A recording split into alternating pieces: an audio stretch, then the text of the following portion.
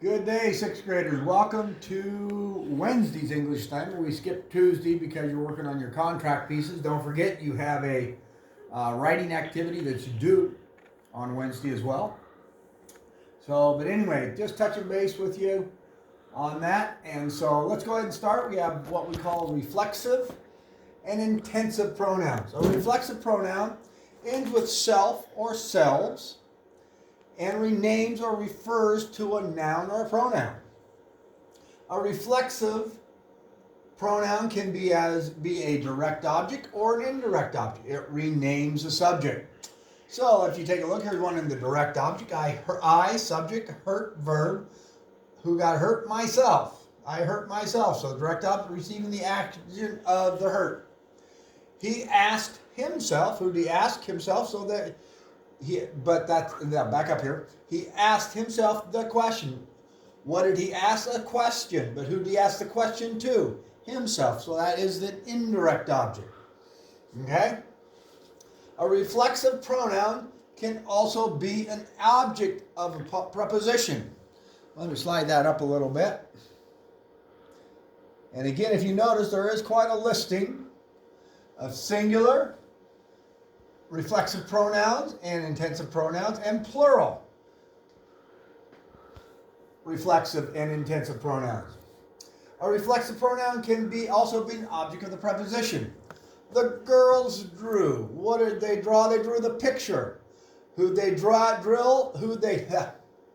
the pictures by themselves. Preposition by, object of the preposition themselves. Next part, you have never use a reflexive pronoun as a subject. Dan and myself. Yuck.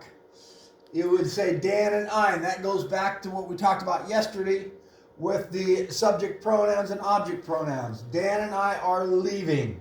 So myself, the myselves, ourselves, no, not going to happen.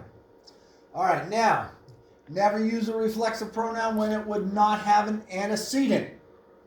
All right? Incorrect. She waved to Dan and myself. So in other words, we don't know who you are. She waved to Dan and me. All right, that is correct because again, it's an object pronoun of you're adding the object pronoun instead of the reflexive. Now, the intensive pronoun ends in self or selves. All right? Adds emphasis to it or intensifies an antecedent that is already in the sentence. So, for example, where you would see this in reality, I'm just going to walk through that one with you. If I turn around and say, I myself will take care of the problem. I'm adding intensity to myself on this.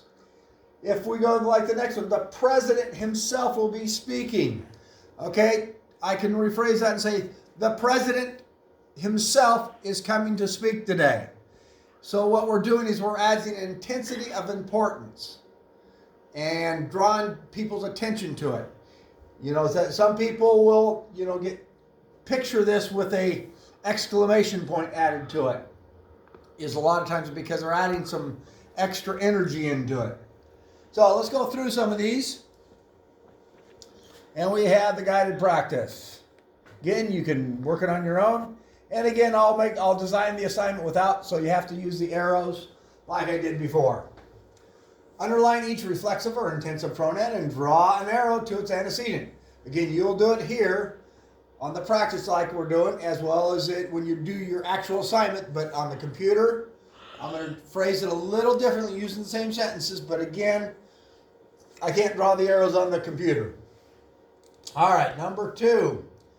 It says, he made the sandwich by himself.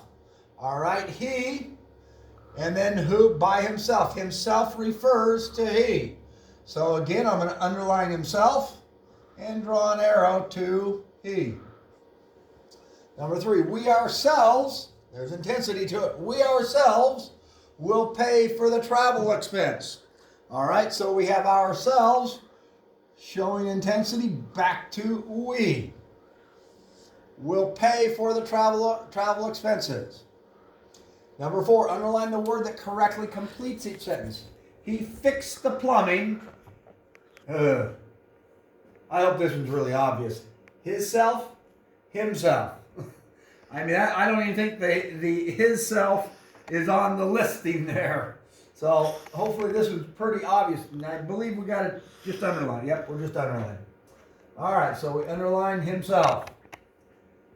Yourselves, and then you have you and or you, and Dominic will stay with the rights. All right, so you have again, on number 5 at the bottom down there, you have the subject of the sentence. You don't start a subject of the sentence with any of the VES, selves or self. You don't.